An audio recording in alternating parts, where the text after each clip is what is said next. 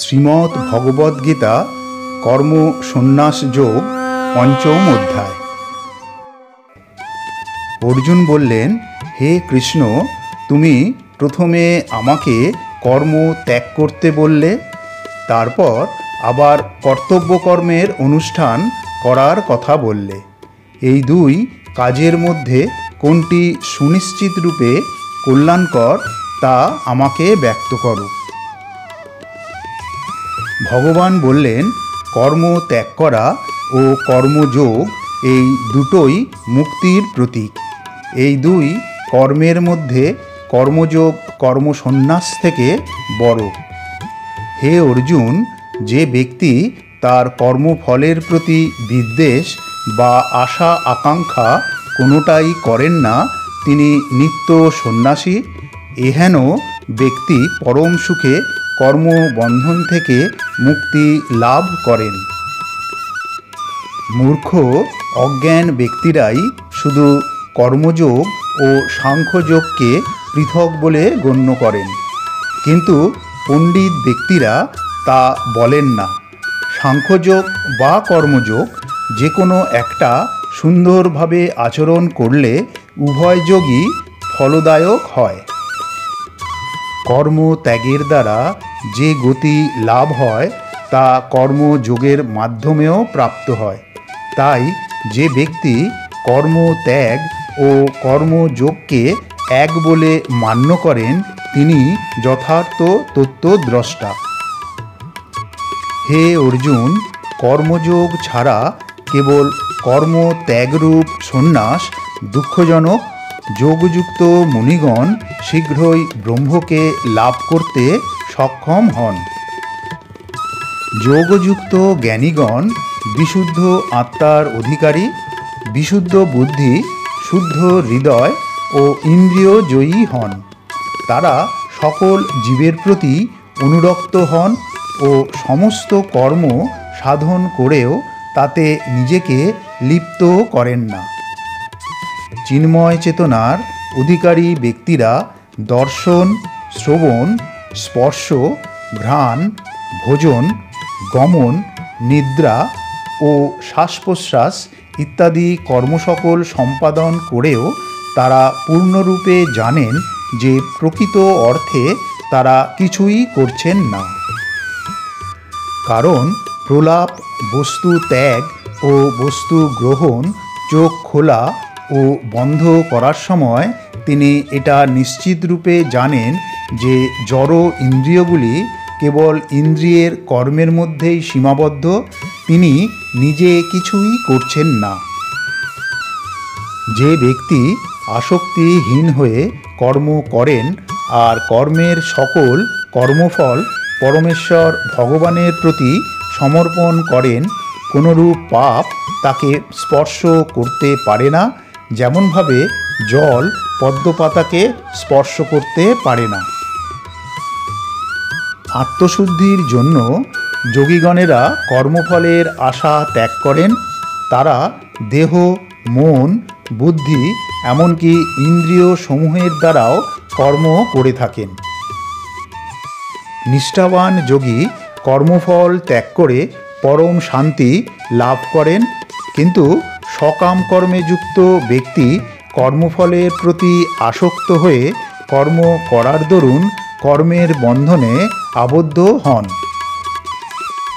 বহির্জগতে সকল কার্য সম্পন্ন করেও যে ব্যক্তি মনের দ্বারা সমস্ত কার্য ত্যাগ করেন, তিনি 9টি ছিদ্রযুক্ত এই দেহস্বরূপ গৃহে পরম সুখে বাস করতে থাকেন।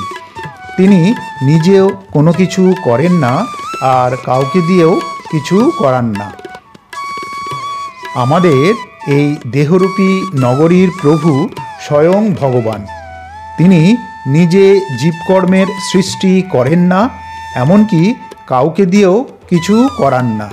তিনি কর্মফলেরও সৃষ্টি করেন না। এই সকলই হয় জড়া প্রকৃতির গুণের প্রভাবে। সেই ব্যক্তির নিজস্ব স্বভাবের প্রভাবেই তিনি তার কর্মসাধন করে থাকেন।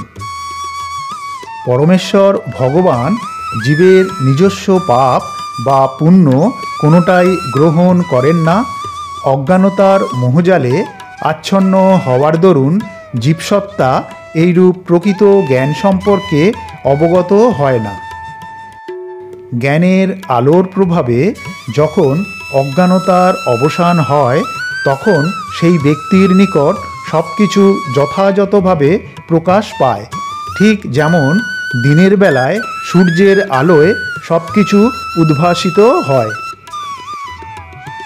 ঈশ্বরের প্রতি ব্যাকুল যে ব্যক্তির বুদ্ধি, ভগবানের চিন্তায় একাগ্র যার মন, ভগবানে দৃঢ় যার নিষ্ঠা এবং যিনি ভগবানকে তার একমাত্র আশ্রয় হিসাবে মেনেছেন, জ্ঞানের প্রভাবে তার সকল কলুষতা সম্পূর্ণরূপে ধুয়ে মুছে পরিষ্কার হয়ে গেছে, আর তিনি জন্মমৃত্যুর বন্ধন থেকেও পূর্ণ মুক্তি লাভ করেছেন। যথার্থরূপে জ্ঞানবান পণ্ডিত ব্যক্তি বিদ্যার অধিকারী ও বিনয়ী হন। তিনি ব্রাহ্মণ, গাভী, হস্তি, কুকুর ও চণ্ডাল সকলের প্রতি সমদর্শী হয়ে থাকেন। তার নিকট কেহই বড় বা ছোট হন না। যে সমস্ত ব্যক্তিরা সমাজে প্রত্যেককে সমান মর্যাদা প্রদান করেন এবং সেভাবেই তাদের মনকে প্রস্তুত করেছেন, তারা ইহলোকেই সংসার জয় করে থাকেন। তারা ব্রহ্মের ন্যায় নির্মল ও নির্দোষ এবং ব্রহ্মতেই অবস্থান করে আছেন। যে ব্যক্তি কাঙ্ক্ষিত দ্রব্যবস্তুর প্রাপ্তিতে আনন্দিত হন না এবং অপ্রিয় অকাঙ্ক্ষিত দ্রব্যবস্তুর প্রাপ্তিতেও বিচলিত বা রাগান্বিত হন না, যিনি স্থির বুদ্ধিসম্পন্ন, মোহে আসক্তিশূন্য ও ভগবৎ তত্ত্বজ্ঞানী, তিনি ব্রহ্মতেই অবস্থিত রয়েছেন। সেই ব্রহ্মজ্ঞানী ব্যক্তি কোনো প্রকার জড় ইন্দ্রিয়ের সুখপ্রাপ্তির প্রতি আকৃষ্ট হন না। তিনি জীবনভর সুখ লাভ করেন। ব্রহ্মে যোগযুক্ত হওয়ার ফলে তিনি অক্ষয় সুখ লাভ করে থাকেন। বিবেকবান ব্যক্তি ইন্দ্রিয়জাত দুঃখজনক বিষয়সমূহের ভোগে আসক্ত হন না। এই ধরনের ইন্দ্রিয়জাত ভোগ যা উৎপত্তি হয় তা বিনাশশীল। তাই বুদ্ধিমান জ্ঞানী ব্যক্তিরা সেই সকল সুখভোগে আনন্দিত হন না। এই পার্থিব দেহ ত্যাগ করার পূর্বে যিনি কাম, ক্রোধ ইত্যাদির মোহ ত্যাগ করতে সক্ষম হন, তিনি যোগী এবং এই জগৎ সংসারে তিনি সুখী হন। যে ব্যক্তি আত্মাতেই সুখ অনুভব করে থাকেন, যিনি আত্মাতেই আনন্দিত এবং আত্মজ্ঞানের আলোকে আলোকিত, তিনি যোগী এবং তিনি ব্রহ্ম নির্বাণ লাভ করেন। নির্বাণ হল সেই অবস্থা যেখানে জন্ম নেই, জরা নেই, ব্যাধি নেই, মৃত্যু নেই, শোক নেই, মনস্তাপ নেই, হতাশা নেই, এমনকি যেখানে পৃথিবী, জল, তেজ ও বায়ু নেই। নির্বাণ হল স্বর্গের মতো নিখুঁত শান্তি ও সুখের জায়গা। যে সকল ঋষিগণ সংযত হৃদয়ে সমস্ত জীবের কল্যাণের জন্য নিজেকে নিয়োজিত করেন এবং যারা সংশয় শূন্য, নিষ্পাপ, সেই সকল ঋষিগণ ব্রহ্ম নির্বাণ লাভ করেন।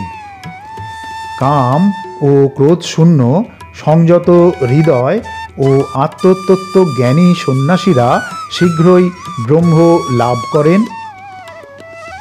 ইন্দ্রিয়ের সাহায্যে অর্জিত জ্ঞান অর্থাৎ বাহ্য জ্ঞান মন থেকে ত্যাগ করে হৃদয়ের মাঝে দৃষ্টি স্থির করে নাসিকার ভেতর দিয়ে বিচরণশীল প্রাণবায়ু ও অপ্রাণবায়ুর গতি রোধ করে ইন্দ্রিয়, মন ও বুদ্ধি সংযম করে সর্বদা ভয় ও ক্রোধ শূন্য হয়ে যে মুনি দিন যাপন করেন, তিনি নিশ্চিত রূপে জীবন মুক্ত। যে সকল যোগীরা আমাকে সমস্ত যজ্ঞ ও তপস্যার পরম উদ্দেশ্যরূপে অবগত হন, সর্বলোকের মহেশ্বর এবং প্রত্যেকের উপকারী সুহৃদয়রূপে আমাকে জানেন, সেই সকল যোগীরা জড়জগতের দুঃখ দুর্দশা থেকে মুক্তি লাভ করে শান্তি উপভোগ করেন। ইতি কর্ম সন্ন্যাস যোগ নাম পঞ্চম অধ্যায়। প্রতিবেদনটি ভালো লাগলে লাইক, শেয়ার ও সাবস্ক্রাইব করার অনুরোধ রইল। সম্পূর্ণ ভিডিওটি দেখার জন্য ধন্যবাদ। রাধে রাধে। জয় শ্রীকৃষ্ণ।